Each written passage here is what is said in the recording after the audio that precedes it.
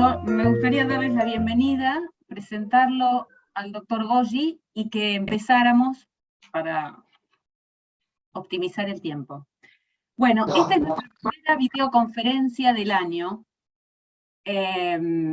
Nuestro invitado de hoy va a ser el doctor Goggi, que es titular del Juzgado Civil número 91, y nos va a hablar hoy sobre pautas indemnizatorias, violencia económica invisibilizada, que es un tema sobre el que no hemos hablado todavía. Así que, doctor Goggi, le cedo la palabra.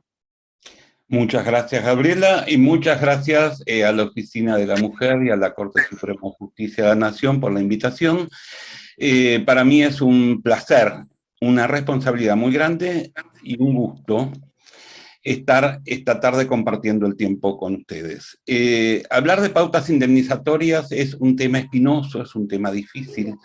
Yo creo que es el aspecto nodal de la mayoría de las personas que juzgamos, ¿sí? En derecho de daños. Les voy a pedir, por favor, si se pueden silenciar todas las personas, porque tengo mucho eco y por ahí pienso que me están preguntando algo, me distrae. Muchas gracias. El punto es que el derecho es un orden social justo, es algo que sabemos todas las personas que estamos acá, y ese orden social justo tiene una serie de reglas. Voy a usar unos minutos de esta conversación para precisar esas reglas, para ponernos más o menos en un contexto de cosas que la mayoría de las personas conocemos y otras por ahí no tanto, pero más que nada para sortear problemas semánticos, ¿sí? Yo entiendo que la razón de ser, la condición de existencia previa de todo fenómeno jurídico es el conflicto. Cuando no hay conflicto, no hace falta una regla jurídica que lo resuelva y por sobre todas las cosas que equilibre relaciones de poder. Si cada persona tiene sus necesidades satisfechas, el derecho no tiene razón de ser. Eso es un básico, ¿verdad? Y entonces vamos a generar siempre desde un espacio de poder reglas jurídicas. También las vamos a interpretar, y esa interpretación, que es académica, que es doctrinaria, que es jurisprudencial, también importa el ejercicio del poder, y lo vamos a aplicar a ese derecho. Entonces, cada cosa que hagamos las personas que operamos en el campo del derecho es una forma más o menos contundente, más o menos expresa de ejercer el poder. En ese punto, entonces, a mí me interesa partir de esa cuestión del sinceramiento, ¿no? De entender que estamos distribuyendo y estamos creando un sistema imperativo de reparto de bienes insuficientes, de restañar injusticias y de equilibrar el tráfico de las relaciones entre las personas. Ejercemos el poder. No importa qué rol nos toque jugar en esa estructura de resolución de conflictos. ¿Qué pasa cuando, superadas todas las pautas evolutivas y las épocas, sobre todo, del derecho, de la filosofía, empezamos hoy, en la actualidad, a interpretar, a generar, a aplicar el derecho con clave constitucional y clave convencional? Bueno, por lo pronto se nos presenta un desafío enorme porque, nuevamente, la mayoría de las personas que estamos aquí, y sobre todo quienes tenemos roles decisorios relevantes, ya sea juzgando, ya sea colaborando con el tribunal en el asesoramiento de las partes, no fuimos formados en esa perspectiva. Las personas no recibimos la educación que hoy sí se está impartiendo en los centros académicos. Entonces, esa clave constitucional, esa clave convencional, nos presenta un desafío y nos presenta, por sobre todas las cosas, un trabajo muy arduo, que es volver a generar construcciones teóricas que nos permitan intercambiar información y decisiones, ¿sí? De todas las reglas nuevas de un nuevo derecho, sobre todo en el marco del derecho privado, que es donde se indemniza generalmente, me interesa seleccionar una que es la pauta de la igualdad, porque en la medida en que nosotros, todas las personas, hagamos ese trabajo con una pauta igualitaria, vamos a hacer que el derecho efectivamente tenga un resultado justo, que es su principal objetivo, que es ordenar la sociedad sobre la base de una justicia. de una cuestión de equidad, de una concepción compartida, consensuada y con todas las disidencias habidas y por haber de lo equitativo. La igualdad en el siglo XIX, cuando se generaron los movimientos constitucionales que hoy día persisten, tenía que ver con la no arbitrariedad y con el cumplimiento de un fin. Ejemplos hay millones, no voy a discurrir sobre eso si no terminamos más. Y bien pronto, ese sistema que parecía perfecto, basado en la objetividad, basado en no ser arbitrarios, en una racionalidad, en los fundamentos y en los instrumentos que se aplicaban, empezó a presentar fisuras de todo tipo. Y se llega a entender que hay categorías jurídicas que escapan de ese esquema perfecto. Categorías jurídicas que pueden englobar a personas o a nociones del derecho. Por ejemplo, la noción jurídica de vulnerabilidad, la noción jurídica de desigualdad estructural, ¿sí? Porque claramente, de acuerdo al paradigma del siglo XIX, las personas somos iguales ante la ley, pero no somos iguales en nuestros desempeños cotidianos. Y eso lo íbamos a solucionar, o tratamos de solucionarlo, vuelvo a insistir, con aquello de no ser arbitrarios y cumplir un fin que sea plausible, que sea aceptable y que sea socialmente valioso. Esos mecanismos llevaron a profundizar desigualdades y a generar grupos sistemáticamente excluidos. Son todas nociones teóricas que tenemos. Entiendo yo, clarísimas, cada persona que está presente esta tarde. Se llega a una noción de igualdad, disculpas, que es el principio de no sometimiento. Y si nosotros no sometemos sistemáticamente a determinados grupos de personas, estamos llegando a una idea de igualdad aceptable, más justa, que se condice con el paradigma del sistema de derechos humanos y que se condice con la evolución de un cuerpo social que ha pasado por las peores salvajadas, seamos honestos. Ese principio de no sometimiento, entonces, va a buscar que la igualdad se materialice en la medida en que no haya personas sistemáticamente excluidas o sometidas. En ese contexto, y cuando hablamos de conflicto, cuando hablamos de igualdad, cuando hablamos de relaciones de poder que tienen que necesariamente ser equilibradas, irrumpe un fenómeno conceptual, la violencia. Entonces, la violencia la podemos entender desde muchos lugares, como un actor reactivo, por ejemplo.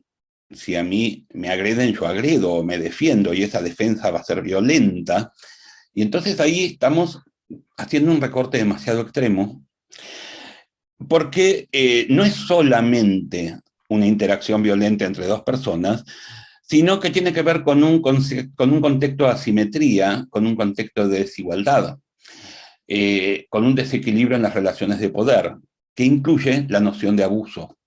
Nosotros hablamos de relaciones abusivas cuando hay una persona o un grupo de personas que tiene una posición preponderante, que violenta, que abusa, y otro grupo de personas que tienen una debilidad estructural para poder negociar en igualdad. Clarísimos ejemplos son, entre otros, la ley de defensa del consumidor, los sistemas de acceso público a derechos básicos, como la educación y la salud pública, y ustedes dirán, ¿dónde está la violencia ahí? Y sí, no todo el mundo accede a médicos, y morir por una enfermedad fácilmente tratable, a mi modo de ver, es violencia, y entiendo que ustedes van a entender lo mismo. La vulnerabilidad, entonces, es aquella condición de una persona que puede ser o no estructural, o sea que puede ser conjetural, y puede ser, más que nada, debido a un contexto que tiene una duración específica en el tiempo, o puede ser permanente. Entonces, nos vamos a encontrar con que hay franjas etarias que, por una cuestión evolutiva de la biología de las personas, son vulnerables.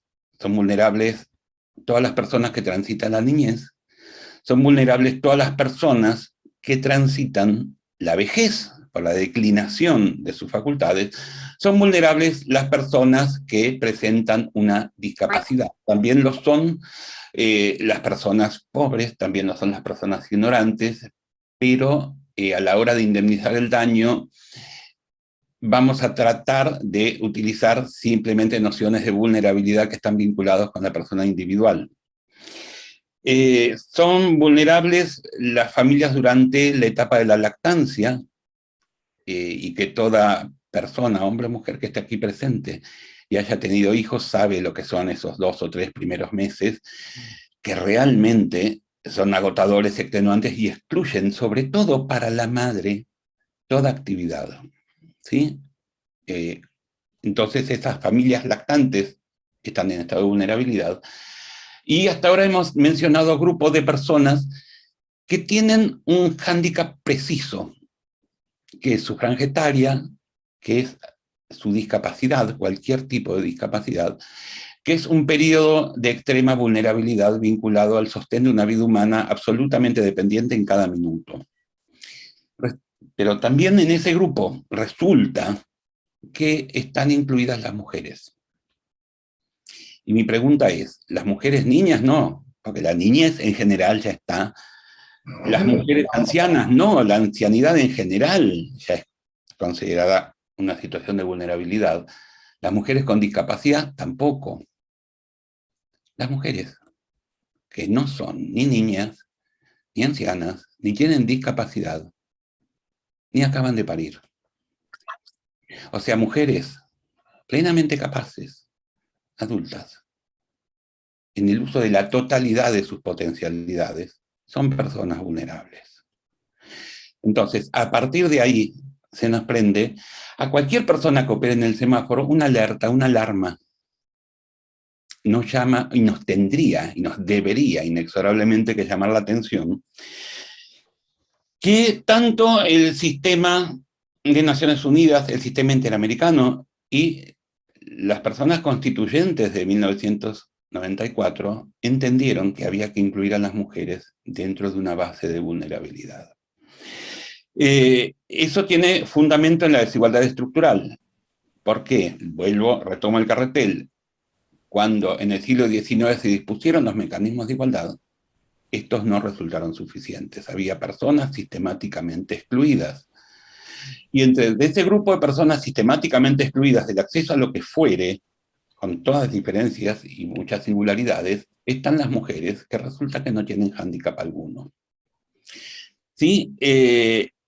Lo estructural es aquello que es estable, que perdura en el tiempo, que modificarlo es extremadamente complejo, porque tiene que ver justamente con la estructura. Voy a acudir a una analogía no jurídica. Nosotros podemos hacer una reforma dentro de una casa, le podemos agregar un ambiente externo, pero si queremos modificar sus elementos estructurales, aquello que le dan resistencia, estabilidad, solidez y duración, vamos a tener prácticamente que hacer la casa de vuelta. Es un trabajo muy difícil, muy complejo, muy caro. Bueno, acá estamos. Siglo XXI, enfrentándonos a ese desafío de modificar pautas de desigualdad estructural. Y el tema es cómo es que pensamos el derecho a la hora de enfrentar la desigualdad estructural. Vamos al tema específico que nos convoca hoy. ¿Cómo indemnizamos? ¿Cómo es que reparamos el daño injustamente sufrido? ¿Con una igualdad? ¿Cuál? ¿La formal? ¿Vamos a darle a todas las personas exactamente la misma indemnización prescindiendo de sus características singulares? ¿Vamos a utilizar un sistema tasado previamente, en donde el número va a ser exactamente el mismo? Cuando nuestras propias normas, y en el caso concreto y específico la Constitución Nacional, en su artículo 75, inciso 23, archiconocido, nos indica que tenemos que disponer, implementar acciones positivas para asegurar el acceso a la igualdad real. ¿Ah? Entonces tenemos un sistema de igualdad formal, que es el del artículo 16 de la Constitución, y un inciso del artículo 75 que nos presenta, a modo ejemplificativo, categorías vulnerables que nos exigen hacer más. ¿sí? Entonces, cuando pensamos el derecho en términos de desigualdad estructural, tenemos que pensarlo en términos de diferencia. No es lo mismo para todos, no es lo mismo para cada persona. Hay que ver quién es la persona a quien estamos destinando algo. Voy a volver sobre la cuestión. A mí lo que me interesa en este momento introductorio, que se me está haciendo demasiado largo, me voy a apurar, es establecer nociones de complejidad. Estamos trabajando frente a una situación de extrema complejidad, de una enorme diversidad, y en donde el sistema jurídico, tal como nos fue enseñado en la facultad, y como hoy día, recién ahora se está empezando a enseñar de otra manera, hace recortes, hace generalizaciones y soslaya la complejidad.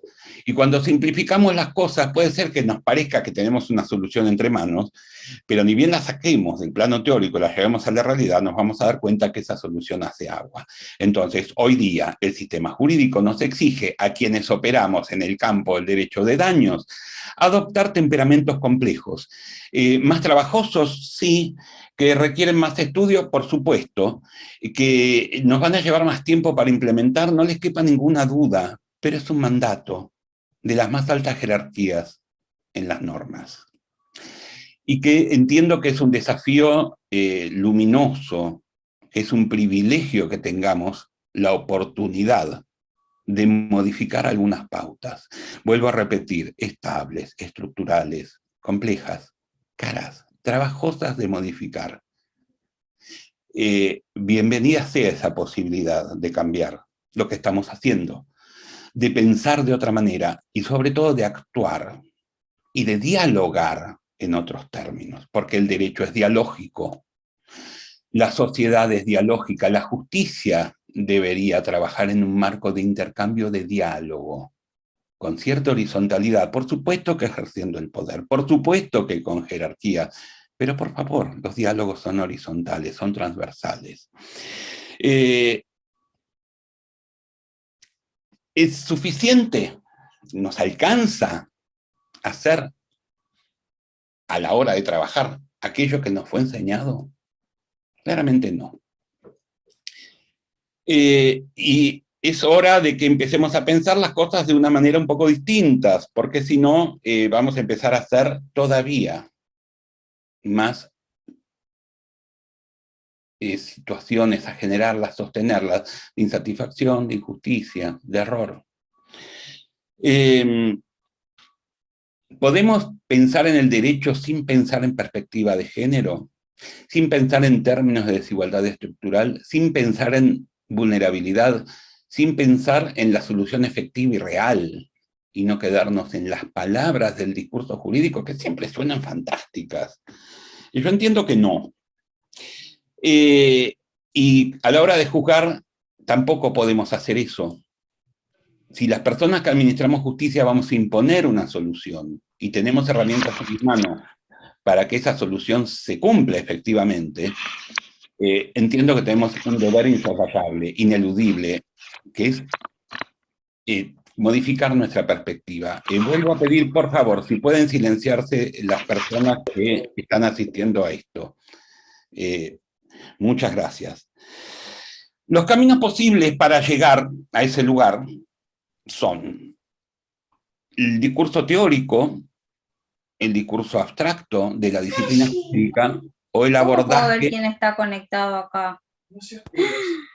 600 personas. No seas curioso. Sí, quiero ser curiosa, gordo. Pero por favor, para ampliármelo todo. Hay una persona que está Para ver, por hablando, ejemplo, no solamente no lo tiene ¿viste? silenciado. A ver, Gabriel, ¿quién es la persona que está hablando? Cuadritos. Muchas gracias. Silénciense porque si no, no nos vamos a oír. Gracias. Es muy complejo. No sé cuántas personas hay online, Gabriela, en este momento. 612. 612 personas. Con un micrófono abierto estamos vulnerando, vaya paradoja, el derecho a las demás personas de escuchar. Les pido, por favor, silénciense. El otro camino posible es acudir a lo metajurídico, a lo que es extraño al derecho. Yo he hecho un itinerario bastante complejo, con idas y venidas, con fracasos, con éxitos, y hoy día elijo para esta oportunidad y para esta tarde empezar desde lo metajurídico. ¿Por qué? Porque nosotros entendemos, por ejemplo, se nos enseña que la familia es la célula base de la sociedad, y es lo que siempre fue. Bueno, a poco que nos ponemos a estudiar de qué se trata aquello de la familia, nos vamos a dar cuenta que la familia como la conocemos hoy día es prácticamente una idea recién nacida en los términos de la línea del tiempo y de la investigación histórica. La familia como la conocemos hoy día nace después de la Revolución Francesa y con la irrupción de la Revolución Industrial, ¿sí? En donde el trabajo se traslada afuera de casa al ser masificado, al ser un proceso en línea, masivo, y por lo tanto se genera esa división sexual en donde el hombre sale a trabajar y la mujer queda a cargo de la tarea de cuidado, ¿sí? Las promesas de la Revolución Industrial bien pronto fracasaron, y estamos hoy día viviendo, por ejemplo, el último coletazo de ese fracaso, que es la cuestión ambiental y el calentamiento global, la crisis de los recursos que parecían inagotables de la Tierra. Entonces, no solo que arruinamos el planeta y estamos ensombreciendo muchísimo nuestro futuro, sino que la promesa que más pronto emergió como fracasada de la Revolución Industrial fue que hubiera bienes para todas las personas, que se acabaran las injusticias económicas y que todo el mundo pudiera acceder a aunque sea una batería básica de cosas. No, eso no sucedió. Y no solo que no sucedió, sino que además las mujeres tuvieron que salir a trabajar también, porque lo que ganaban los hombres no alcanzaba. Entonces, hoy día tenemos, desde hace mucho tiempo, medido en décadas, con que los hombres salimos a trabajar, las mujeres salen a trabajar, pero además hacen las tareas de cuidado. Y esas tareas de cuidado son gratuitas. Entonces, los hombres tenemos un trabajo, las mujeres tienen dos, y uno es gratis. Eso es algo muy básico, que pesa, y sin embargo no es advertido, y mucho menos hecho visible, en el derecho de daños. Y voy a desarrollar esto. El doble trabajo tiene tiempo, ¿verdad? Las salas de espera de los pediatras y de las pediatras están llenas de mamás con sus niñitos y las esperas son largas. En las puertas de los colegios hay papás también, y también los hay en las salas de espera de pediatría, claro, pero son casi todas mamás. A la salida de los colegios hay mamás, hay uno que otro papá que va a buscar a sus hijos, pero siempre van mamás. Las reuniones de padres, qué genial, son de madres, se llaman de padres, ¿verdad? Pero van madres generalmente, generalmente. El día del maestro, no, el día de la maestra. Yo tuve un maestro en toda mi escuela primaria. Por ahí algunos de ustedes tuvieron más de un maestro. Bueno, fantástico, pero la mayoría son maestras. Y podría seguir largamente. El tiempo del doble trabajo son horas, horas, porque si alguna mamá estuvo menos de media hora en la sala de espera del pediatra, realmente la felicito. Lo usual es que pierdan una hora tranquilamente. Y que se ocupen, aunque sea dar instrucciones al personal que ayude en casa, de entrenar, de hacer entender, que se ocupe de las compras, que se ocupe de tantas cosas, y además de ir a trabajar, y además de estudiar, y además de formarse, y además de tener una vida social. Qué bien. Bueno, eso está establecido, está previsto en el derecho de daños, en 1738, en el 1746 del Código Civil y Comercial, no está. Después tenemos que pensar, por ejemplo, si esta mamá en un hogar típico tiene un problema serio de salud a raíz de un accidente de tránsito, ¿cómo es que vamos a sustituir el año, por ejemplo, que esa mamá esté incapacitada y postrada? Con 5 internaciones, 3 operaciones, tratamientos de todo tipo, y de a poquito empiece de vuelta a volver a su desempeño habitual. ¿Cuánto vale sustituir a esa mamá? mucama, niñera, enfermera, lavandera, planchadora, cocinera, cadete, remisero. ¿Sigo? Eso tiene un valor. ¿Ese valor está expresado en las indemnizaciones?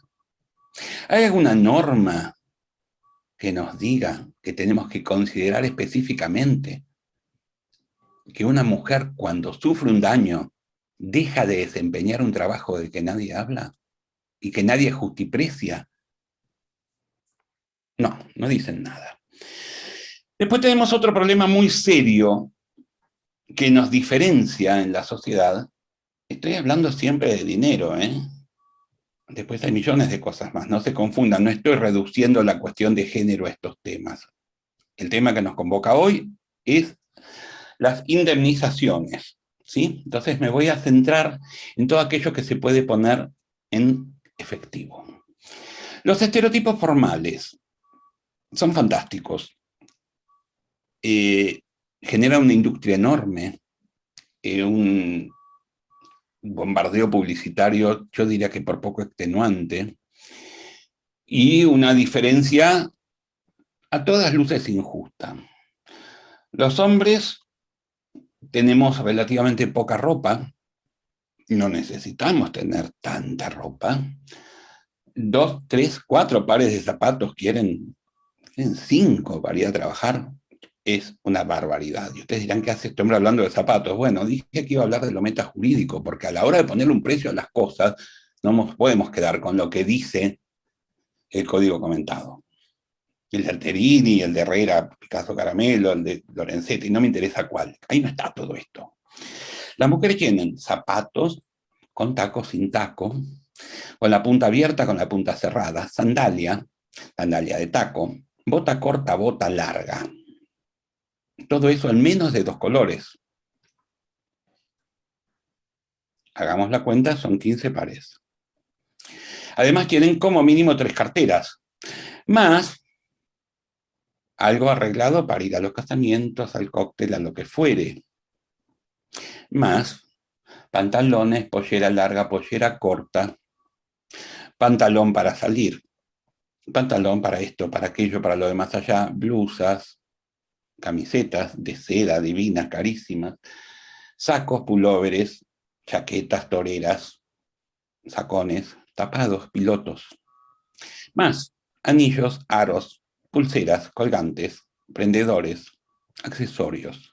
Más pañuelos, fular, pashminas, bufandas, que los hombres sí también tenemos 2 como muchas. Más el maquillaje, las manos, la depilación, la tintura, el alisado, el corte, la limpieza de cutis. ¿Sigo? Todo eso es una inversión enorme en dinero, gigantesca, y desarrolla una industria también enorme, y además genera diferencias muy grandes, muy grandes. Por ejemplo, si yo quiero afeitarme una pierna, agarro la Track 2, me la afeito.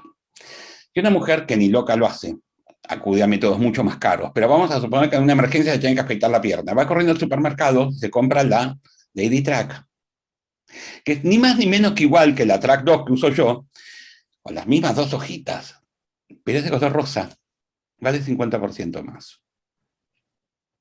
¿Sí? Las mujeres además usan para el pelo millones de cosas que nosotros no. Más las cremas, más el ácido hialurónico, más esto, más aquello, más lo de más allá.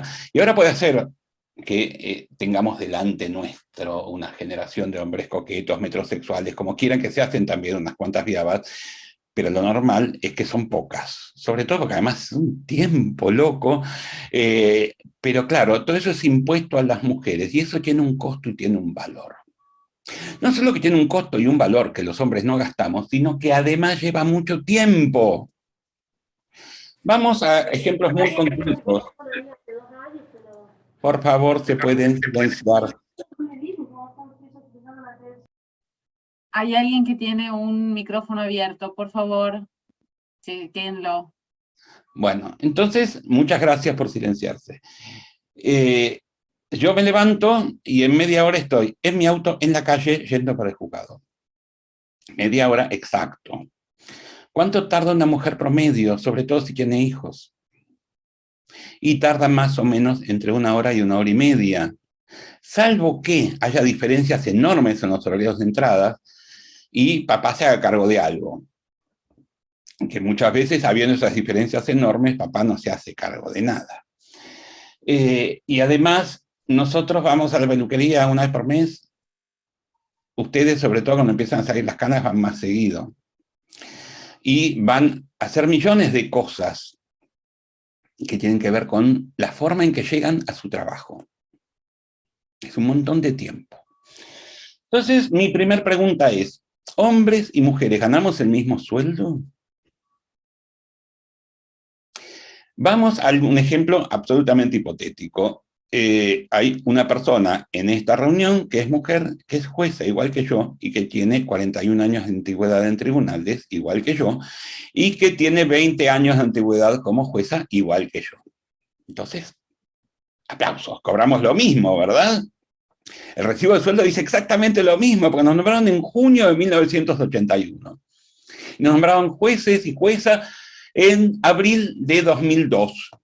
Yo estoy por cumplir los 20 años ya. Entonces cobramos ni más ni menos que lo mismo. ¿Yo gasto lo mismo que mi colega juez en ir a trabajar? No, gasto menos de la tercera parte. Invierto el mismo tiempo personal en ir a trabajar, no trabajando. No. Creo que invierto la cuarta parte. Y sin embargo, el derecho laboral toma ese tiempo previo, por ejemplo, en el accidente in itinere, pero no hace diferencias, porque además la mamá tiene que ir a llevar a los chicos al colegio, a uno a un colegio, a otro al otro, y después se va a trabajar, y hay fallos, y los conocemos, creo que todas las personas que estamos acá, que dicen que cuando estás llevando al colegio no es in itinere. Ah, no. Ese trabajo no es laboral, no importa, por supuesto que no vamos a discutir eso. ¿Ganamos lo mismo? No ganamos lo mismo. Porque yo, siendo hombre, tengo una parte muy importante de mi sueldo libre para hacer exacto y precisamente lo que se me antoja, porque no lo tengo que gastar en ir a trabajar. Ni nadie piensa la enorme diferencia que hay en el tiempo previo del trabajo entre hombres y mujeres. ¿Sí? Y si a eso agrego que somos muchos más los hombres jueces que las mujeres juezas, ni hablemos en cámara, y no hace falta que les hable de la Corte y de las Cortes de los Tribunales Superiores Provinciales, resulta que no solo que los hombres tenemos más dinero disponible, por aquello del paradigma de igualdad decimonónico, ¿no? De la no arbitrariedad, tenemos un montón de plata más en la mano libre que las mujeres por el mismo trabajo, sino que además llegamos más, ascendemos más rápido, todo nos es más fácil. Entonces, no ganamos lo mismo, hombres y mujeres, y no nos esforzamos de la misma manera, hombres y mujeres, a la hora de hacer exactamente el mismo trabajo. ¿Qué pasa cuando hombres y mujeres sufren un daño? Bueno, yo les voy a contar de una manera muy informal y porque no me interesa generar resquemores, ni que haya problemas graves, de peleas, de reproches. Una media indemnizatoria en donde estamos parangonando edad, miembro afectado y porcentaje de lesión, en donde a su vez tenemos el mismo estado civil, la misma capacitación académica, las mujeres son indemnizadas aproximadamente con un 20% menos que la indemnización que recibe un hombre. Hay un dato muy bueno de esto, porque yo todos los años hago una revisión de una base de datos, y antes las diferencias eran mayores, se están reduciendo paulatinamente, y hay fueros enteros en donde esa diferencia se va achicando. Entonces podemos decir, vamos a suponer, hacemos magia, y estamos cobrando todos, hombres y mujeres, la misma indemnización frente al mismo daño. cuando estamos en igualdad de condiciones. ¿Eso es justo? ¿Cómo gravita la incapacidad motriz? Vamos a suponer que nos lesionamos muy gravemente la rodilla izquierda. Entonces no nos podemos poner en cuclillas, nos cuesta subir escaleras, hay movimientos que nos duelen. Estar de pie, hay un momento que no se puede más y hay que sentarse. Cuando estamos sentados también nos va a doler esa rodilla, entonces tenemos que volver a pararnos, tenemos que dormir sobre el otro costado. Nos suceden millones de cosas por esa rodilla. Nos dieron un 15% de incapacidad. Los hombres, por casualidad, tenemos que ir a buscar a Wenceslao, a la primaria, a Macarena, al jardín de infantes, y ocuparnos de la rabieta de Martina, que está en segundo año de la secundaria, es una adolescente hecha y derecha y nos vuelve un trastorno en la vida cotidiana, como suele ocurrir con cada persona adolescente. No. Tenemos que ocuparnos de comprar regalito, porque la compañerita de Macarena cumpleaños de la fiesta en el saloncito. Tenemos que llevar, además, los hombres al saloncito, a Macarena, todos los días. No. Eso lo hace una mamá con la misma discapacidad en la rodilla que nosotros los hombres, porque hicimos el supuesto hipotético que nos pasaba lo mismo, ¿verdad? Y nadie le pagó indemnización por eso. Y nadie le pagó indemnización por ese trabajo y por el valor del trabajo que hace, además. Se computó su sueldo, con suerte, si es que se lo conoce, porque a la hora de trabajar en negro, creo que también sabemos todas las personas que estamos acá, que son más las mujeres empleadas en negro fuera del sistema de protección laboral que los hombres. Entonces acudimos al salario mínimo vital y móvil para la fórmula de 1746, o al salario de la empleada doméstica. Y yo, si no tengo ningún dato, buscaría otro tipo de cosas. Por eso son tan útiles a veces las declaraciones de las personas testigas que no fueron, ni estaban en el lugar del hecho, pero conocen la vida cotidiana. Y habitualmente las descartamos, ¿no? Porque claro, hay tanto trabajo, hay tanta prueba que producir. Creo que cometemos un error al hacer eso.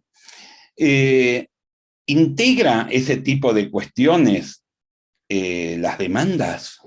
¿Son puestas de resalto en los escritos en donde se nos pide a quienes juzgamos la indemnización?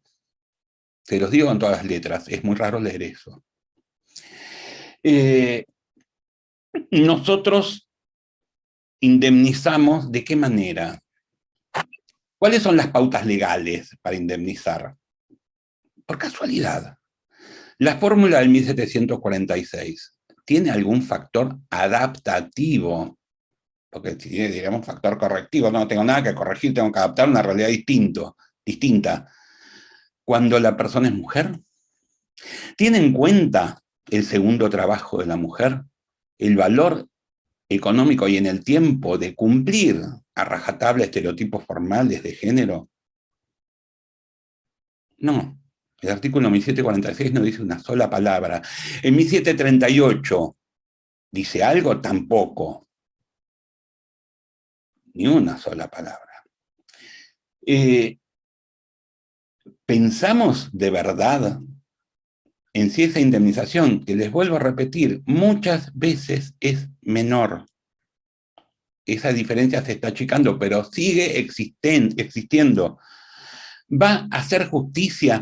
¿Va a hablar de la reparación integral del daño? Porque, a ver, tenemos un cliché, nos sale con una facilidad asombrosa hablar de la reparación integral del daño. ¿Estamos reparando integralmente el daño? Bueno, vuelvo al artículo 75, inciso 23. Las acciones positivas tendientes a asegurar el ejercicio real de la igualdad. Son acciones compensatorias. Entonces, si yo tengo a dos colegas que iban al Congreso de Daños en Pehuajó, vamos a suponer, o a las jornadas de Junín, se dieron la piña y se arruinaron la misma rodilla, y los chocaron, yo tengo presente lo que me ordena la Constitución desde el año 2004, que es una acción compensatoria, suplementaria, y que a la jueza le tengo que dar una indemnización mayor que al juez. Es lo que me dice la Constitución, no es que se me ocurrió a mí. que iba caminando y me llegó un árbol por delante y empecé a tener ideaciones delirantes. No. Lo dice la ley, lo dice la Constitución, lo dice CEDAW, porque estamos discriminando o si indemnizamos iguales. Ambos casos. Y resulta que además, les vuelvo a repetir, la media indemnizatoria es un poco menor cuando la víctima es mujer. Bueno, entonces, ¿qué facultades tengo yo como juzgador? Y tengo que pedir más datos. Tengo el deber de tomar una audiencia, y en esa audiencia de 360 no solamente preguntar ¿cómo iba, señor, en el colectivo? ¿O qué barbaridad lo que le pasó? ¿O está en tratamiento? No, le tengo que preguntar qué hace, a qué se dedica, dónde vive, si tiene auto, a dónde trabaja, a qué distancia queda, cuánto le pagan. Y anotármelo. De la forma que sea, o acordármelo. O tomar una audiencia antes de la sentencia. Porque yo no tengo pero ni la más remota idea, sino ¿a quién le estoy dando tanto por su porcentaje de incapacidad? ¿Cuánto vale el punto? ¿50, 70, 90 mil pesos? ¿A qué momento? ¿Con qué tasa? Y con eso estoy indemnizando a una mujer igual que a un hombre. ¿Y estoy haciendo justicia? Mi respuesta es que no. ¿Sí? Voy a ir cerrando y terminando. Las mujeres, como toda clase desventajada, como toda categoría vulnerable, nos obligan a quienes operamos en el derecho un escrutinio estricto de cada cosa que hacemos y de cada cosa que revisamos. ¿Sí? Son una categoría sospechosa, las mujeres no, por supuesto. Las cosas que hacemos quienes operamos en el derecho son normas que están sospechadas de parcialidad. ¿Se entiende eso? En todo libro de constitucional moderno, por favor, no vayamos a olvidar Campos con el que estudiamos todos, ahí no dice una sola palabra, habla de las categorías sospechosas. ¿Y una sentencia qué es? ¿Un cuadrito? ¿Un capítulo de una serie en Netflix? ¿O un acto del Estado que en la medida que sea dirigida hacia una mujer va a ser una categoría sospechosa? Nuestras sentencias, nuestras decisiones, ¿pueden sortear con éxito el escrutinio estricto que exige el control de convencionalidad y de constitucionalidad? No, se los contesto ya de entrada. Las mías tampoco, ¿eh? Trato, y a veces se me escapa, me rompo la cabeza, trato de ver de qué manera genero elementos jurídicos, herramientas jurídicas nuevas, para tratar de pensar en que esa sentencia puede ser revisada con esa mirada. No, nadie la revisa. Es más, cuando hago algo así, generalmente me la revocan. Lo digo con todas las letras. No es reproche, no es nada. Estoy contando una realidad. ¿Cuál es el peso decisorio de los estereotipos de género? ¿Qué nos sucede a la hora de tratar de ser justos, de tratar de ser personas objetivas, de tratar de tener la mente abierta y de darle a cada uno lo suyo, que es aquello que dijo Gallo hace tantos siglos, ¿no? Lo estamos haciendo. Nos damos cuenta de nuestros estereotipos de género. Estamos pensando en qué es lo que tiene que hacer un hombre o una mujer con ese mismo dinero. Me parece que no siempre lo estamos pensando y no todas las personas lo hacemos. Y hoy día el derecho indemnizatorio nos obliga, estamos compelidos y tenemos una responsabilidad asumida voluntariamente, pero yo creo que nadie nos agarró por la calle, nos esposó y nos sentó en un juzgado, o en un estudio jurídico, o en una fiscalía, ¿no? Entonces voluntariamente asumimos compromisos y deberes. Bueno, es hora que los cumplamos, es hora que pensemos claramente, por favor, en cumplirlos. Esos parámetros de igualdad solamente se alcanzan con acciones positivas, con acciones compensatorias, y muchas acciones positivas son temporales. Por ejemplo, cuando tengamos una igualdad exacta en la magistratura, en todas sus instancias, y en todas las cámaras de representación política, esas acciones positivas ya no van a tener razón de ser, son temporarias.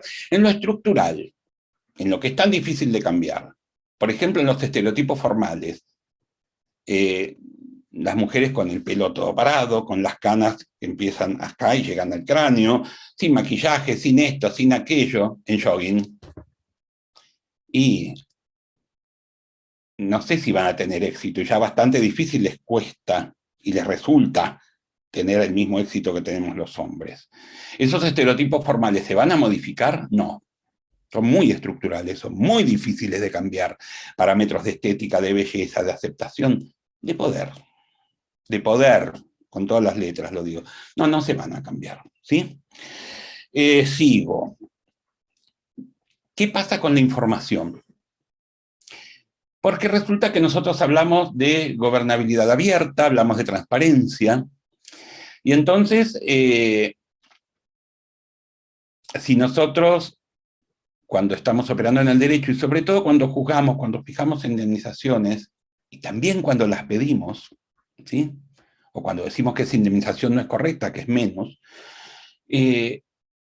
no dejamos constancia y no hacemos explícita la selección de los parámetros indemnizatorios, y no queda registrado el número de esos parámetros indemnizatorios, es imposible controlar qué se hizo. La única manera, más allá de las fórmulas matemáticas, que les vuelvo a repetir, ninguna contempla, ninguna, ni Woto, ni Aciarri, ninguna, que hay una mujer a la que hay que indemnizar, o que hay un hombre al que hay que indemnizar. Ni hablemos de las disidencias, que tienen millones de problemas económicos enormes y expectativas de vida más cortas todavía. ¿Cómo sabemos? Con una base de datos de montos indemnizatorios. En la Cámara Civil, que es donde yo trabajo, en el Fuero Civil, yo en primera instancia, hay una base de datos que fue hecha hace bastantes años atrás, muchos, a instancias de la doctora Álvarez, con un matemático, una persona que sabía muchísimo de estadística, que en este momento no me acuerdo el nombre y es muy injusto que me lo acuerde. Después a eso se sumó la doctora Hayton y se estableció una posibilidad de acceso y de búsqueda a través de un acceso abierto en Internet, de los precedentes numéricos, de saber cuánto vale una pierna. Y ahí podemos distinguir si es de hombre o si es de mujer esa pierna. Por eso les estoy hablando de que, aunque las diferencias se están achicando, siguen existiendo y cobran menos la mujer en vez de cobrar más, que es lo que dice la Constitución, ¿sí? No lo dice alguien en un discurso de campaña. ¿Sí? Va a cumplir muchos años de vigencia en octubre la Constitución. Avergüenza darnos cuenta hace cuántos años que no cumplimos la Constitución. ¿Sí? Entonces, las bases de datos indemnizatorias nos permiten transparentar y nos permiten previsionar nuestra conducta.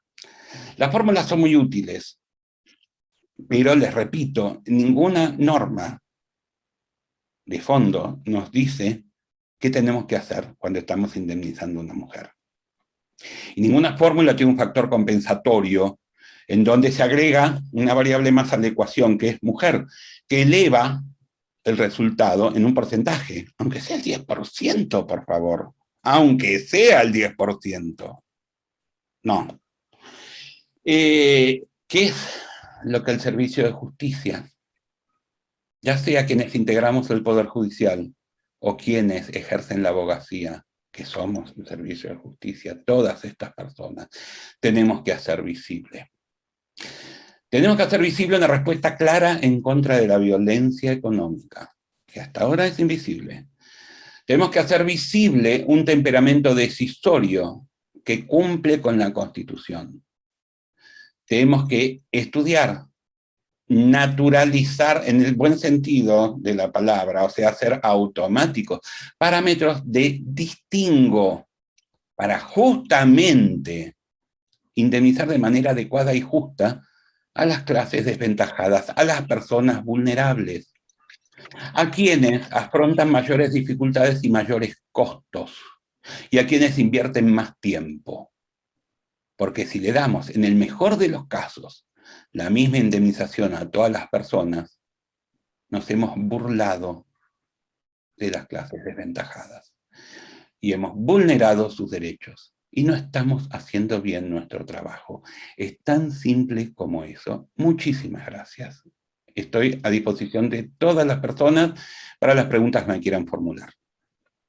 Bueno, muchísimas gracias, Carlos. Creo que has revolucionado los temas que veníamos tratando, porque esto ha abierto muchas puertas. Primero les digo que hay una primera intervención de alguien que apareció más de una vez. Por favor, silénciense. Que apareció más de una vez. Que hay una persona que nos pregunta si vas a tratar el tema de acción de indemnización por causar violencia económica como violencia de género. Lo acaba de iniciar y nos cuenta todo un caso. Lo que les digo es, hoy ya no va a tratar más que esto, pero es un tema que nosotros nos llevamos con nosotras, lo vamos a tratar, me parece que es... sí, dale. Bueno, Gaby, yo entiendo que estamos hablando de indemnizaciones en términos muy generales. No es algo que me es ajeno. Durante 23 años di Derecho de Familia en la facultad. Me parece fantástico que se está empezando a mover ese resorte jurídico. Creo que excede muchísimo el tiempo que teníamos hoy, y el derecho de daños es genérico. Si ustedes quieren, o me invitan otra vez, o convocamos a otras personas especializadas, y que lo hacen maravillosamente bien, pero entiendo que excede a esto. Totalmente. De hecho, quédense tranquilos y tranquilas, porque en principio todo este año vamos a enfocar la cuestión económica de diversos temas que tienen que ver con violencia. Así que este es el primer pantallazo y me alegro que haya resultado tan interesante. Alguien tiene que silenciarse. Gaby, ¿por qué no silencias a todo el mundo salvo No, yo me vuelvo a conectar. Bueno. Listo, ya estamos. Listo. ¿Otra pregunta más? Bueno, sí. Bueno, buenas tardes, doctor. Tema difícil, la prueba por la violencia económica intrafamiliar cuando permanecen juntos en la misma casa, pero el cónyuge se desentiende de todo. No importa. ¿Cómo aplicar esto en los procesos de ejecución de alimentos impagos donde no permiten medidas coercitivas para los hombres que no pagan? ¿Cómo se modifica el estereotipo judicial que lo único que hace es aplicar una vez y media la tasa activa? Un tema complejísimo. Entiendo que también es ajeno a la cuestión que estábamos hablando hoy, la cuestión del derecho de daños. Hay que ser muy creativo, me parece a mí, en el tema alimentos y en las cuestiones de las dinámicas familiares. Muchas veces se ahorca de más, muchas veces no se ahorca. Muchas veces es tan trabajoso derribar todas las barreras que se han levantado, con formas societarias, con fideicomisos, con lo que se les ocurra, con fondos comunes de inversión, y de golpe todo desapareció, y es tan difícil, y sin embargo la otra persona vive como los dioses. Yo creo que da para una o para dos videoconferencias. Vamos a llegar. Que hoy no. Prometo que vamos a llegar. Ahora viene sí. ¿Qué dicen, doctor Cossi? ¿Qué dicen sus colegas, sus pares, respecto de esta mirada sobre la violencia económica individualizada que usted realiza de una manera muy objetivada y equitativa? Dicen poco. Yo voy abriendo tendencia, intento, a medida que yo deconstruí mi formación jurídica. Les voy a ser absolutamente sincero. Yo hace 10 años atrás era otro juez, y era tan juez como ahora. Y de a poco me fui metiendo. Hubo casos que me cachetearon, y por ejemplo, al mismo tiempo que hice el primer taller en la OM, yo ya tenía a resolver un amparo terrible de discriminación de género. ¿Y por qué me anoté en el taller? Porque desesperado, no sabía dónde buscar algo, porque quería solucionar el tema. Llamo, me atiende Gabriela Pastorino, hace 9 años, casi 10. Y me empezó a tirar cosas y, ¡ay! ¡Wow! Voy a poder resolver amparo. De hecho, lo resolví, después saliendo diarios en todos lados. Y cuando ya lo había firmado, voy al primer taller. Y salí, que no sé cómo no dejé todos los dientes en la escalera del Palacio bajando, porque me abrieron la cabeza. Bueno, a partir de ahí, yo empecé a recolectar información, y debo haber sido, creo, de las primeras personas que hizo eso. Entonces, hay colegas míos y colegas, mujeres, que no hicieron ese camino. Y estoy en condiciones de hacer una crítica, sin dudas que no. No formó parte de nuestra currícula académica, nadie nos tomó nada en un concurso, no había temario, no había obras de doctrina para leer, ni había artículos, ni había debate. Bueno, eso lleva mucho tiempo. Y mis colegas de a poco se van acercando, mis colegas de a poco van haciendo cosas parecidas, y otros colegas, si están en cámara, a veces me revocan lo que hago. Bueno, pero es cuestión de tiempo. Por suerte, este país todavía sostiene la independencia de cada persona que ejerce la jurisdicción, y yo voy a seguir haciendo exactamente lo que creo correcto, así que me las revoquen cada vez, que no sucede siempre, ¿eh? Muchas veces me las confirman y en buena hora. ¿Usted considera que los regímenes normativos que establecen indemnizaciones tarifadas por igual para todos y todas, sin distinguir el género de la persona damnificada, LRT, por ejemplo, son inconstitucionales por no prever tal diferenciación? Yo, por ejemplo, respecto a 1746, tengo una postura pública, entiendo que la norma es inconstitucional. Me tiran tomates y hortalizas, pero a granel y a velocidades letales, cada vez que lo digo, lo voy a seguir diciendo, porque entiendo que no hace distingo alguno de muchísimas cosas. Vamos a suponer que hay una maestra de 40 años, casada con 2 hijos, que tiene la misma discapacidad, vamos a la rodilla izquierda, 15%. Una vive en la calle Juncal, a metros de las 5 esquinas, y es maestra en el Malincrot. La otra vive en Villa Porredón y da clase en Villa Urquiza en un colegio estatal. La otra vive en Clorinda, vive a 3 cuadras del colegio y da clase en un colegio público de Formosa. La otra vive en el Cerro Chenque, en Comodoro Rivadavia, y da clase en un colegio en Comodoro Rivadavia. La indemnización es la misma, ¿verdad? Ganan más o menos lo mismo, la misma indemnización. Bueno, la maestra que vive en la calle Juncal va a carteras italianas en la Galería Promenade, se compra media cartera con la indemnización y sigue chocha dando clase. La de Villa Urquiza algo va a hacer con su dinero, no le va a alcanzar para mucho y va a seguir dando clase. La de Clorinda es millonaria, es un montón de dinero eso para una economía de una ciudad pequeña en una provincia alejada de la metrópoli. Tiene mucha plata. Es la mejor indemnizada de todas. La maestra que vive en el faldeo del Chenque y que da clase en Comodoro Rivadavia, paga precios petroleros. Una ciudad petrolera, entonces todo cuesta carísimo. Es mucho más caro alquilar en Cariló, en Comodoro Rivadavia que en Cariló en enero en la primera quincena. ¿Se entiende eso? La comida es más cara, la ropa es más cara, todo es más caro en Comodoro Rivadavia. ¿Por qué? Porque como están los petroleros que ganan una fortuna, todo es caro. Total, los petroleros lo compran, lo alquilan, lo comen. Esa maestra directamente fue avasallada en todos sus derechos y recibió la misma indemnización. Entonces, por esa sola razón, para mí, el 1746 tiene problemas constitucionales insalvables. Si a eso le agrego que no hace distingo alguno respecto de si la víctima es hombre o mujer, y cuáles son los costos del trabajo de las tareas de cuidado, que son gratuitas y que nadie valora, y que entiendo que hay que valorar, porque a la hora de sustituir a una mujer, ama de casa, madre y trabajadora, severamente enferma, el dinero que se gasta es enorme. Entonces, sí, tenemos reparos constitucionales. Claramente que sí. ¿Otra pregunta? Sí. Cuando se omite el género en una sentencia de indemnización civil o laboral, ¿el magistrado incurre en responsabilidad funcional por incumplir un imperativo legal? ¿Cómo es la perspectiva de género en todos los ámbitos del derecho? A ver, yo creo que no sé si estamos incurriendo en responsabilidad, ¿sí? Estamos brindando una respuesta jurisdiccional parcial. Eso es susceptible de ser reparado con recursos. Y yo me ocupé muy claramente de decir que es muy raro encontrar una demanda en donde se fundamente el porqué del número que se está pidiendo para esa mujer en particular, por su condición de mujer, además de por la discapacidad o por la secuela incapacitante que padece de carácter permanente. Entonces, no es que las personas que juzgamos hacemos caso omiso de deberes legales, sino que ni siquiera se nos lo pide. Y ustedes saben perfectamente que hay un principio de congruencia en las sentencias. Nosotros, quienes juzgamos, hombres y mujeres, no podemos hacer algo distinto a aquello que nos fue pedido.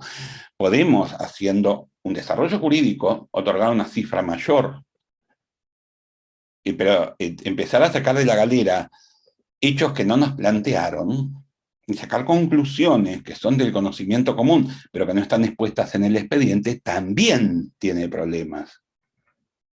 Y ahí sí diría que de responsabilidad. Estamos trabajando mal si hacemos eso.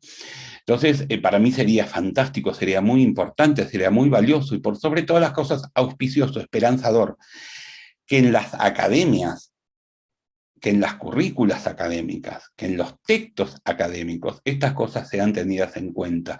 Porque en la medida que se generalice en el discurso jurídico, ese claro distingo que estamos obligadas todas las personas que operamos en el derecho, no solo quienes juzgamos, a hacer, y no lo hace casi nadie, mal podemos después clavarnos los puñales. Siempre tenemos esa característica como sociedad, la sociedad argentina, de barrer la basura debajo de la alfombra, o, la mayoría de las veces, ponerla en la vereda del vecino y echarle la culpa al vecino de la mugre, que era nuestra. No estoy echando la culpa a quienes ejercen la profesión en forma liberal, ni tampoco a las academias, sino estoy diciendo muy claramente que el derecho se ha transformado y que las personas que operamos en el derecho trabajamos un poco por inercia, por estropada, como un buque que se acerca al muelle y que si no lo hace muy despacio lo va a chocar porque no hay manera de frenarlo. Bueno, por estropada, quienes trabajamos operando en el derecho, nos llevamos puestas las instituciones del derecho.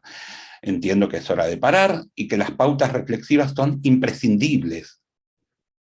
¿Sí? Y entonces vamos a empezar, entre todas estas personas que operamos, a modificar contextos y a, por ejemplo, advertir que hay normas vigentes que no las vemos, cerramos los ojos. Cerramos los ojos y por más que los abramos tampoco las vemos. Einstein hizo cosas muy valiosas para la humanidad y una frase de él para mí es de cabecera en mi vida. Einstein decía que la teoría es la que decide por nosotros aquello que podemos observar. Si nuestro marco teórico, nuestro marco conceptual, no tiene incorporadas estas cuestiones, nuestros ojos profesionales no las van a ver.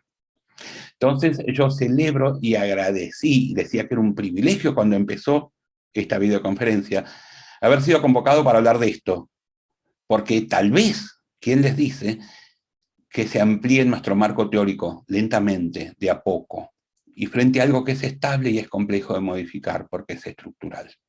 Entonces, creo que la responsabilidad de cada persona, no solamente de quienes juzgamos. Hacer visibles las cosas depende de una voz que nos diga, ¡hey, me pasa esto! Y esa voz no se escucha, lo digo con todas las letras. Que algo sea visible significa que haya un escrito que lo diga con todas las letras. Yo tengo 5.000 causas en trámite en un juzgado. 5.000 en otro porque estoy subrogando. Porque los jueces y las juezas nos jubilamos, nos morimos, nos enfermamos, ascendemos, ¿no? Entonces, yo hace aproximadamente 7 años, que con muy pequeños lapsos, a veces de 5 días, que fue lo que me pasó la última vez, subrogo sin parar. Entonces tengo 10.000 expedientes. ¿Sí? Si se pretende que yo tenga que andar integrando los expedientes con cosas que no fueron planteadas en 10.000 expedientes, y si no soy responsable, me parece que se nos está yendo un poquito la mano. Entiendo que la comunidad jurídica entera es la que no ve estas cosas, completa, de punta a punta. Lo más visible, por supuesto, siempre es la sentencia. ¿Otra pregunta? Sí. Buenas tardes. ¿Nos podría nombrar jurisprudencia que contenga los conceptos vertidos en la presente clase? Si tenés alguna. Si no la tenés acá... Pues, no la tengo, la voy a pasar por mail. Fallos míos voy a pasar. Bárbaro. Literalmente, sentencias. Tengo los casos, no voy a hablar porque son apellidos, para eso son personas que conocen, y me voy a tomar el trabajo de hacerlas totalmente públicas y que no haya ningún dato que permita identificar. Entonces, fácil, se me acaban de ocurrir 8 sentencias. Bueno, voy a tardar unos días en hacer eso, ¿sí? Entonces, tomo la pregunta, agradezco porque es la oportunidad de difundir un montón de cuestiones, y ténganme paciencia, en 2 o 3 días se las voy a mandar por mail a la Oficina de la Mujer y se van a distribuir. Exacto, lo que yo te digo, lo que vamos a hacer es cuando se suba la grabación, la desgrabación de esta videoconferencia, vamos a agregar tu jurisprudencia. Esto será dentro de una semana, así que tenés tiempo, no necesitas mañana o pasado. Fantástico. Muy bien. Bueno, ¿entiende usted que se puede ordenar como medida de protección definitiva en el marco de un juicio de violencia de género un monto indemnizatorio? La ley de violencia tiene fines muy acotados y muy específicos, que es conjurar una situación de violencia, brindar un marco protectorio, y generalmente lo más difícil en situaciones de violencia es contar con recursos de efectiva posibilidad de implementación que sean efectivos en el caso. Parece un juego de palabras, pero no lo es. Nosotros no tenemos herramientas que tengan la posibilidad efectiva de existir, de tenerlas en la mano, que nos permitan actuar efectivamente en el caso. Y redundo porque la palabra efecto realmente en relaciones de causalidad es bastante difícil de sustituir. No hay hogares, no hay subsidios, no hay apoyos económicos transitorios de emergencia, que, a ver, el Poder Judicial tiene un presupuesto ridículo, que apenas supera el 1% del presupuesto nacional. ¿Sí? Bueno, entiendo que ese dinero no tiene que salir del Poder Judicial, me parece a mí. Tampoco hay espacios de contención ni hogares de acogida suficientes, ni hay fuerzas de seguridad suficientes para poner consignas reales las 24 horas, porque hay casos que realmente son terribles. A ver, es muy fácil, voy a parafrasear un poco, detectar abuso. El abuso ya se cometió, las señales son claras. E inclusive en criaturas muy pequeñas, ese abuso puede ser detectable para un ojo experto y entrenado, con muchos años de estudio. Mi pregunta es, ¿ustedes conocen alguna persona que tenga un marco teórico y una experiencia y una praxis profesional lo suficientemente sólida que le permite ir por la calle detectando posibles abusadores o abusadoras? Es tan difícil. Bueno, es tan difícil en una intervención que se da generalmente en poquísimas horas. Poquísimas horas. Establecer medidas protectorias efectivas, tempestivas, que lleguen a tiempo y que sean eficaces. Eso ya de por sí es una dificultad horrible y dificilísima y angustiante para quienes hacen ese trabajo, y para quienes hacemos ese trabajo, porque los jueces patrimoniales, las juezas patrimoniales también tenemos violencias no familiares, por ejemplo, de vecindad. Y jurídicamente, en ese marco tan provisorio, ¿estamos en condiciones de establecer relaciones causales en términos de responsabilidad civil y justipreciarle y poner un monto? Yo diría que es absolutamente imposible. La buena intención, por supuesto, está. Pero entiendan, Harry Potter está en la pantalla y en los libros de Rowling. En el Consejo de la Magistratura y en las ternas que proponen magistrados les garantizo que no. Y si yo fuera Harry Potter, ¿sabrían qué haría? Si esta es mi varita mágica, hago ¡ching! Y estoy en Ushuaia comiendo langosta, y en el juzgado 91 y en el 45 que vaya otra persona, estoy agotado, pero tengo mucho amor por esto y lo hago todos los días y trato de hacerlo cada vez mejor. Pero si yo pudiera hacer magia, me hubiera ido hace rato, ¿sí? Ojo, si volvieran a hacerlo, volvería a hacer. Pero hay un punto que es extenuante. Sí. Bien. ¿Existen fallos de la Corte Suprema con perspectiva de género? Unos cuantos, hay una muy buena cantidad. Y de hecho, la Corte Suprema, a través del Contralor, que hace justamente este escrutinio estricto, marca pautas y marca algunas directivas. En los casos, por ejemplo, me anticipo a las posibles preguntas, de familia rara vez llegan hasta la Corte. Las violencias, yo diría que no hay, pero sí existen. En concreto, por ejemplo, la famosa tiradora, que no me puedo acordar el apellido ahora, de la Federación Nacional de Tiro, que no la dejan competir. El caso del Colegio Monserrate en Córdoba, y les puedo seguir contando casos a rolete. El punto es que, por ejemplo, en un acuerdo amistoso, porque si no hubiera habido una enorme responsabilidad del Estado argentino, esta oficina que me ha invitado hoy a hablar, y que es tan importante para mi desempeño cotidiano y me brinda tanto apoyo, generó un instrumento en donde están las pautas de intervención en violencia. Entonces, no solamente hay sentencias de la Corte, sino que hay documentos que tienen un completísimo dossier normativo y que fijan pautas y nos orientan a quienes administramos justicia y nos toca intervenir en violencia. Está a disposición, en el link de la página de la Oficina de la Mujer está, y eso depende de la Corte. Entonces, no solamente que hay precedentes jurisprudenciales de la Corte, sino que además hay guías de trabajo con un cúmulo de información y de instrumentos normativos que estamos las personas obligadas a cumplir. Es sentarse a estudiar, es sentarse a investigar. Ya sé, estamos todos con la lengua afuera, y encima estos 2 años no fueron fáciles. Pero nada de esto es mágico ni aparece de la nada, sino que tiene que ver con esfuerzos individuales, con iniciativas individuales, y nos vamos juntando las personas.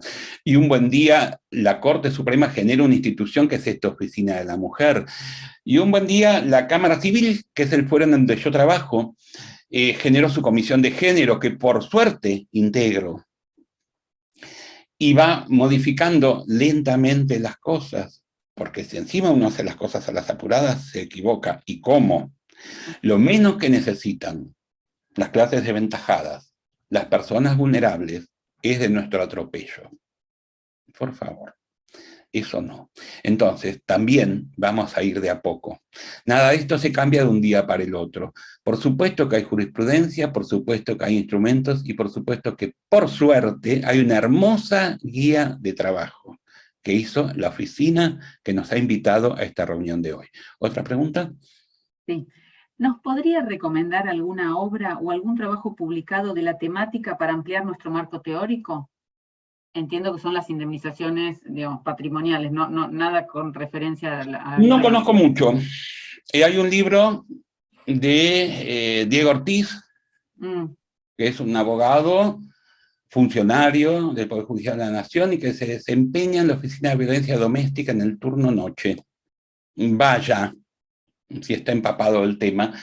Y Diego ha escrito un libro sobre violencia económica. Es el único que conozco. ¿Sí? Y va a salir una segunda edición en 2 tomos de ese libro y ha convocado a un montón de personas, entre ellas a mí. O sea que tal vez en el año 2023 haya otro libro más. O sea, ese mismo libro, pero ya integrado por el trabajo de un montón de personas y con más extensión. Sobre las pautas indemnizatorias con perspectiva de género, libro, obra, yo no conozco. Ok. Te hago otra. ¿Con qué pautas se cuantifica el daño moral proveniente de la violencia de género, con independencia del daño psicológico, cuando la pericia indica que es escaso y responde también a otras causas? Otra vez, por favor, porque es compleja. ¿Con qué pautas se cuantifica el daño moral proveniente de la violencia de género, con independencia del daño psicológico, cuando la pericia indica que es escaso y responde también a otras causas? Bueno, las pautas las ignora Carlos Goggi como juez. ¿Por qué? Porque nunca me tocó indemnizar ese tipo de violencia y nunca me lo plantearon. Sí me ha tocado indemnizar abusos sexuales infantiles en el ámbito escolar. ¿Sí? Y hasta que la causa penal allana el camino durísimo de la prueba y los estereotipos de género, esos expedientes tardan un tiempo, y estas personas a indemnizar generalmente ya están en plena adolescencia, y por suerte inmensa, la infancia y la adolescencia es un periodo altísimamente evolutivo, y las cosas cambian al momento de la pericia. Y hablo del tiempo que pasa porque generalmente la persona imputada y la sociedad anónima dueña del establecimiento, ¿sí? Porque los casos en donde el colegio estatal no tramitan en civil, entiéndanme, entonces a mí me toca lo que es bien, bien privado, y apelan todo, recurren todo, plantean la nulidad de los incidentes, esto, aquello, la casación, lo que fuere, es eterno el expediente. Se defienden como gato panza arriba. Estaría bueno tal vez que podamos hablar acerca de la posibilidad de poner límites al ejercicio antifuncional de las defensas formales. En algún punto de acá del chat, lo acabo de leer a Gustavo Caramelo, que ya se enrolló porque siguen entrando preguntas, que dice que ese libro lo tendría que escribir el doctor Goggi. Gustavo, me ocupé de que Diego Ortiz te invite para la obra que vamos a escribir también con vos, o sea que vamos a contar con todo lo que vos sabés, y desde ya te aplaudo, porque Gustavo nunca escribe porque sí, ¿sí? Siempre pone cosas fantásticas. Otra pregunta. Bien, en realidad esta no es una pregunta, es un comentario. Hay que tener en cuenta que la ley 26.485 solo brinda herramientas cautelares temporales para cesar el riesgo de la víctima, no hay nada definitivo. Sí, claro, es lo que yo más o menos explicité de esa manera. Muchas gracias por el aporte. La ley nos fija límites muy claros. Tenemos que entender, aparte, que todas las personas que juzgamos venimos a ser categoría sospechosa, no por nuestros actos, sino por ser personas que juzgan. El legislador desconfía de nosotros. Las leyes nos colocan a veces en camisa de 11 varas y en una especie de corset en las que nos cuesta respirar siquiera. Y muchas veces pedimos a los gritos aquella independencia luminosa que tienen las personas que ejercen la magistratura en el sistema anglosajón. No, no lo tenemos. Las leyes son acotadísimas. Las leyes siempre ponen enumeraciones taxativas y criterios, nos ponen los criterios de juzgamiento en la ley. Bueno, juzguen ya que están también. No, no importa. El sistema jurídico y las leyes en la Argentina nos colocan a los jueces con un marco muy pequeño de movimiento. Y quienes juzgamos no legislamos. Y si algo que no podemos hacer es meternos en el rol de quien legisla. Es abiertamente anticonstitucional, y cuando reclamamos con tanta firmeza nuestra independencia para el ejercicio de las funciones, también tenemos que respetar con la misma firmeza la independencia de los demás poderes. Bien. Pregunta. ¿Ha sancionado o impuesto capacitación obligatoria a un letrado de parte por expresiones que provocan violencia de género? ¿Cree que es viable hacerlo como parte del cambio de paradigma? Me tocó una sola vez, no tanto sancionar, he llamado la atención, y no solamente por violencias de género. He tenido que dejar un expediente de 3 días para que se me pase la furia, porque furioso no le hago ningún favor a nadie, mucho menos a quien necesita de mi trabajo. Pero una vez, en un expediente muy singular, en donde una mujer había sido abusada de una forma realmente bizarra, extraña, muy inusual. El señor que la abusó terminó siendo sobreseído. Entonces, en el filo de la prescripción, inició un juicio de daños por acusación calumniosa. Le fue muy mal a ese señor. Gabriela se ríe porque se acuerda del caso. Le fue muy mal a ese señor. Pero resulta que las 2 letradas que lo patrocinaban, yo no le rechacé la demanda, le hice puré, crema, le unté una galletita, se lo di a comer a la perra, o sea, no quedó nada del hombre, nada, literalmente. Y sus 2 letradas eran las directoras del CIGE, que es el Centro Integral de Género, que fue un decreto de un ministerio de seguridad hace unos cuantos gobiernos para atrás, una ministra en concreto, que creó dependencias de género en cada una de las fuerzas de seguridad. Bueno, estas 2 letradas que habían hecho semejante salvajada, no machista, violentísimamente machista, eran las responsables del CIGE de una fuerza de seguridad nacional. Mandé un oficio, informé todo, y después me enteré que seguían siendo responsables del CIGE. O sea que no siempre lo que hacemos las personas que juzgamos sirve de algo. ¿Otra pregunta? No, en realidad es también una impresión. Qué sorpresa. No. Hay alguien que me parece que te va a llegar un caso de violencia de género. Bueno, no, con esto terminamos las preguntas. La verdad, bueno, acá tenés cuando un progenitor denuncia a otro por abuso sexual en representación del menor. Ahí lo estoy leyendo, y que tienen en común, y resulta de la investigación que el hecho no existió y que el progenitor denunciado es víctima de esa denuncia, como el menor. Bueno, estamos hablando, la pregunta se enrolló, disculpas, no la puedo seguir leyendo. Estamos hablando de falsas denuncias, que son cosas que existen, por supuesto. En su momento se entendía que todas las denuncias eran falsas. Hay un movimiento internacional a todo reconocimiento de derechos invisibles, que se lo llama genéricamente backlash, quien generó la construcción teórica de la denuncia falsa como estándar, como pauta, como norma previa. Fue un médico y analista, psicólogo norteamericano, que se llamaba Richard Gardner, que cuando se descubrió que en realidad todo eso apuntaba a sostener su actividad, porque era pedófilo, se suicidó. Hoy día nos cuesta mucho a quienes trabajamos y operamos en el derecho desde el poder jurisdiccional, desarmar la estructura del SAP, de síndrome de alienación parental.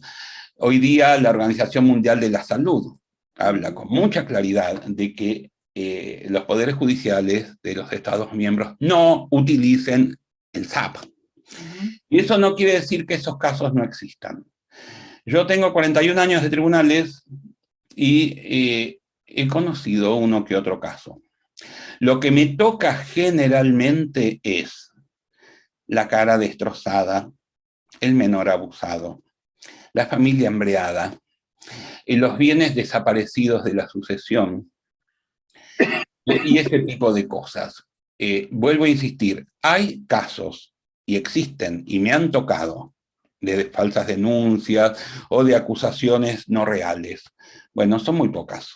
Y en esos casos, por supuesto, se obra como se tiene que obrar, porque hay una persona que ejerció la violencia, y no me interesa si es mujer. ¿Sí? Bien, fíjate que toqué algo y desaparecí, pero bueno. ¡Ay, qué emoción! Sí. Está como Harry Potter Goshi, que se quiere ir a Ushuaia. Ahí estoy otra vez. Otra vez. Bueno, con esto, la verdad, te agradecemos muchísimo. Creo que efectivamente estamos en lo correcto. Este tema de lo económico que hace al tema de violencia es fundamental, así que, insisto, este año nos vamos a dedicar a eso. Algunas de las preguntas que hacen, que tienen que ver con lo que hacemos, con lo que hace la oficina, como cuándo son las videos, etcétera, se las contestamos. ¿Puedo cerrar? Sí, Leí, yo iba mirando de costado el chat y de costado mi guía como un cuadro sinóptico, ¿no? Y se me escapó. Ya vi que varias personas quieren, que son de provincias, que son de ciudades del interior muy importantes y que están enganchadas y que quieren hacer actividades. Acá estamos. Gabriela Pastorino, Carlos Goyi y muchas personas más damos o tratamos de dar la mejor forma posible el servicio de justicia, y ese servicio de justicia también es de difusión académica. Simplemente nos cursan invitaciones, hablo ahora, perdón, en primera persona, ¿sí? Del singular. Me cursan invitaciones con el tiempo suficiente, veo si puedo, sugiero si no modificaciones. Generalmente cuando me invitan, cumplo y voy. Aunque sea, ahora que es en forma virtual, me es todavía muchísimo más fácil decir que sí. Entonces, quieren organizar algo, me lo proponen. Con tiempo, por favor. Y a veces me llueven muchas a la vez y termino difiriendo en el tiempo. Ahora en marzo voy a cumplir una que me la pidieron el año pasado en julio, pero no podía. A ver, soy un ser humano también. Pero esta vocación mía no es solamente para los expedientes. Me considero parte de una comunidad jurídica que toda, entera, íntegra, de punta a punta, es responsable de que a veces damos un servicio deficiente. ¿Sí? Entonces, todo lo que esté en mis manos para poder modificar ese contexto, que me apena, cuenten con mi trabajo y mi tiempo. Muchísimas gracias por la invitación. No, a vos, muchísimas gracias. La verdad, muchas gracias. Muchísimas gracias. Buenas tardes. Un placer enorme y cuando ustedes quieran estoy acá de vuelta. Bárbaro. Y nosotros, todo el resto, nos veremos en la próxima videoconferencia el mes que viene, pero ya vamos a cursar la invitación pertinente. Bueno, fantástico. Carlos. Buenas tardes.